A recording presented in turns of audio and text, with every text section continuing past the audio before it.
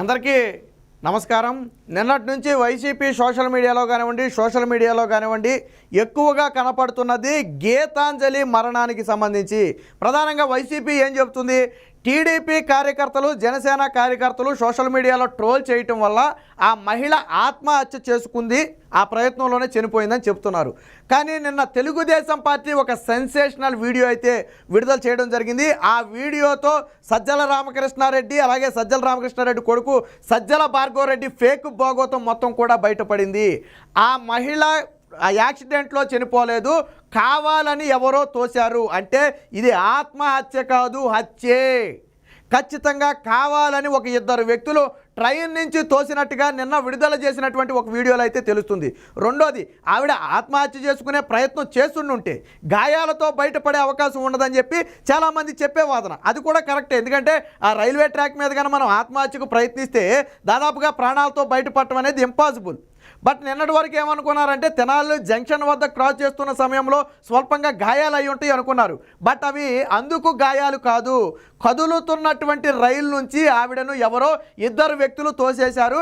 కింద పడిన ఆవిడని తిరిగి తీసుకొచ్చి మళ్ళీ అదే ట్రైన్ మీద పడుకోబెట్టడం అయితే జరిగింది. ఆ వీడియో కూడా విడుదలైంది. అప్పుడైతే ఆ ప్రాణాలతోనే ఆవిడైతే ఉండటం జరిగింది. సో ఇప్పుడు ఇది రాష్ట్ర వ్యాప్తంగా కూడా ఒక సంచలనంగా మారింది. ఇప్పటి వరకు ఆత్మహత్య అంటూ వైసీపీ ఆడిన కట్టుకథల డ్రామాలన్నీ కూడా ఒక్కసారిగా బట్టబయలయ్యాయి. వైసీపీ శవ రాజకీయం బయటపడింది. అసలు వైసీపీ అంటేనే శవాలతో రాజకీయం చేసే పార్టీ.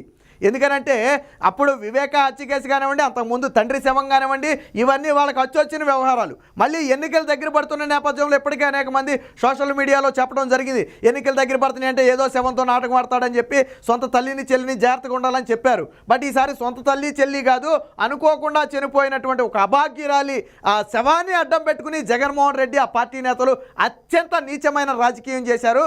ఇందులో ఎటువంటి కుట్ర లేదు. అంటే తెలుగుదేశం పార్టీ నేతల ట్రోల్ వల్ల ఈ అమ్మాయి చనిపోలేదు, కేవలం కొంతమంది వ్యక్తులు ఉద్దేశపూర్వకంగా తోశారు అని చెప్పి మనకు తెలుస్తుంది. ఇప్పుడు తెలుగుదేశం పార్టీ ప్రధానంగా ఇంకో ఆరోపణ కూడా చేస్తుంది. ఈవిడ గతంలోనే తాడేపల్లిలో నిర్వహించేటువంటి ఏదైతే సోషల్ మీడియా ప్రోగ్రాంలు ఉంటాయో, అంటే గ్రీన్ మ్యాట్లో చేసే ప్రోగ్రాంలు ఉంటాయో వాటికి ఈవిడను కూడా అనేక సార్లు తీసుకెళ్ళినట్టుగాను, సజ్జల భార్గవరెడ్డి కూడా ఈ అమ్మాయి గీతాంజలితో అనేక సందర్భాల్లో మాట్లాడినట్టుగాను ఇప్పుడు తెలుగుదేశం పార్టీ ఆరోపిస్తుంది. సజ్జల భార్గవరెడ్డి కాల్ రికార్డ్స్ బయట పెట్టాలి, లేదా ఈ అమ్మాయి కాల్ రికార్డ్స్ బయట పెడితే వాళ్ళిద్దరూ మాట్లాడుకున్నది తెలుస్తుంది. అలాగే ప్రతిరోజు ఈ అమ్మాయిని ఇద్దరు వ్యక్తులు వచ్చి తాడేపల్లిలోని సజ్జల భార్గవరెడ్డి నిర్వహించే సోషల్ మీడియా ఆఫీస్కి తీసుకెళ్లేవారని చెప్పి కొంతమంది చెప్తున్నారని చెప్పి కూడా ఇప్పుడు తెలుగుదేశం పార్టీ ఆరోపణ చేస్తుంది. అంటే మొత్తంగా ఇది ఆత్మహత్య కాదు, హత్యే. ఎవరు చేశారు? ఒకవేళ దీనికి వైసీపీ పార్టీకి ఏమైనా సంబంధం ఉందా, అది బయటపడకుండా ఉండడానికి తెలుగుదేశం పార్టీ మీద నెడుతున్నారంటే ఎస్ అవుననే సమాధానం కూడా వస్తుంది.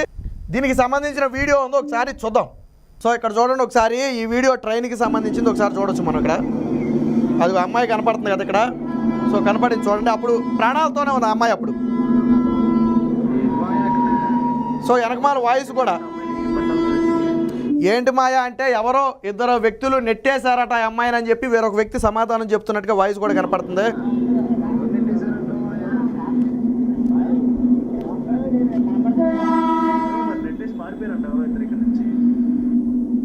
సో ఎవరో నెట్టేసి ఇద్దరు పారిపోయారంట ఎవరి నుంచి అని చెప్తే బ్రతికే ఉందా అని చెప్పి ఒక వాయిస్ కూడా బ్యాక్గ్రౌండ్లో అయితే వస్తుంది మనకి, అది ఇక్కడ చూడొచ్చు.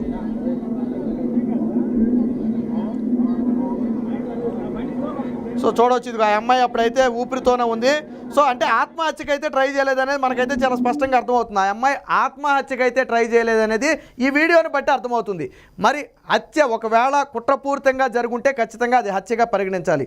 మరి హత్యను ఆత్మహత్యగా ఎందుకు చిత్రీకరించారు? గతంలో వైసీపీ సోషల్ మీడియాకి సంబంధించి కొన్ని వీడియోల్లో మాట్లాడటానికో లేదా యాడ్స్లో నటించడానికో ఈ అమ్మాయిని వాడుకున్నటువంటి సజ్జల భార్గవరెడ్డి ఇప్పుడు తెలుగుదేశం పార్టీ మీద ఎందుకు నెట్టే ప్రయత్నం చేస్తున్నాడు? ఇలాంటి అనేక అనుమానాలకు సమాధానం చెప్పాలి. ఇప్పటికే పోలీసులు మరి సోషల్ మీడియాలో ట్రోల్ చేయడం వల్ల ఈవిడ చనిపోయిందని చెప్పి కేసులు కూడా నమోదు చేశారని చెప్తున్నారు. మరి ఆ కేసులు రేపొద్దున కోర్టులో ఎలా నిలబడతాయో మనకైతే తెలియదు. ఎందుకంటే ఈవిడికి ట్రైన్ యాక్సిడెంట్ అయింది 7వ తారీఖు. బట్ వీళ్ళు చెబుతున్నటువంటి సోషల్ మీడియాలో ట్రోలు అనేది వచ్చింది 8వ తారీఖు నుంచి. మరి 8వ తారీఖున ట్రోల్ వస్తే 7వ తారీఖున ఎవలా యాక్సిడెంట్ అయింది? యాక్సిడెంట్ కానివ్వండి లేదా ఉద్దేశపూర్వకంగా చేసింది కానివ్వండి. అంటే దీనికి దానికి అసలు మ్యాచ్ అవ్వటం లేదు. 7వ తారీఖు వైసీపీ మాట్లాడలేదు, 8 మాట్లాడలేదు, 9 మాట్లాడలేదు, 10 మాట్లాడలేదు, 11 మధ్యాహ్నం ఆవిడ చనిపోయిన తరువాత వీళ్ళకి ఏదైతే మొన్న గ్రీన్ మ్యాట్ ఇష్యూ ఉందో దాన్ని డైవర్ట్ చేయడం కోసం జగన్మోహన్ రెడ్డి జనాలు లేక గ్రాఫిక్స్లో ఎడిట్ చేసి పెట్టాడు, అది వైరల్ అయింది. దాన్ని డైవర్ట్ చేయడం కోసమే ఈరోజు గీతాంజలి మృతిని వాడుకున్నారని చెప్పి తెలుగుదేశం పార్టీ బలంగా ఆరోపణలు చేస్తుంది. అలాగే దానికి బలంగా ఒక వీడియోను కూడా విడుదల చేయడం జరిగింది. ఇప్పటి వరకు వైసీపీ పార్టీ ఎందుకు ఈ వీడియో విడుదల చేయాల, ఎందుకు తెనాలి సీసీటీవీ ఫుటేజ్ని ఎందుకు బయటికి తీయలే, అసలు 7వ తారీఖే నిజంగా ఎవరైనా వేధించారని ఆత్మహత్య యత్నం చేసుకుని ఉంటే పోలీసులు ఎందుకు 7వ తారీఖునే కేసు నమోదు చేయలే? పోనీ కేసు నమోదు చేసిన అందులో ట్రైన్ యాక్సిడెంట్ అని మాత్రమే ఎందుకు రాశారు? వాళ్ళు పెట్టినటువంటి సెక్షన్లు కూడా ప్రమాదవశాత్తు జరిగిన ఆ సెక్షన్లో ఎందుకు పెట్టారు? ఇందులో ఉద్దేశపూర్వకం ఉందని చెప్పి ఎందుకు సెక్షన్లు పెట్టలేదు? ఇలాంటి అనేక అనుమానాలకైతే వైసీపీ పార్టీ సమాధానం ఇవ్వాలి. మొత్తంగా శవ రాజకీయం చేయాలనుకున్న వైసీపీ పార్టీ ఈరోజు గీతాంజలి మృతిని అడ్డం పెట్టుకుని ఆడుతున్న డ్రామా బట్టబయలైంది. కేవలం ఎన్నికల్లో లబ్ధి పొందడానికి, అలాగే తెలుగుదేశం పార్టీ సోషల్ మీడియాలో యాక్టివ్గా పనిచేసే కొంతమందిని ఉద్దేశపూర్వకంగా కేసుల్లో ఇరికించి ఈ ఎన్నికల సమయంలో వారు పని చేయకుండా ఉండటం కోసం సజ్జల భార్గవ రెడ్డి ఆడిన కుట్ర మొత్తం కూడా ఈరోజు బట్టబయలైంది.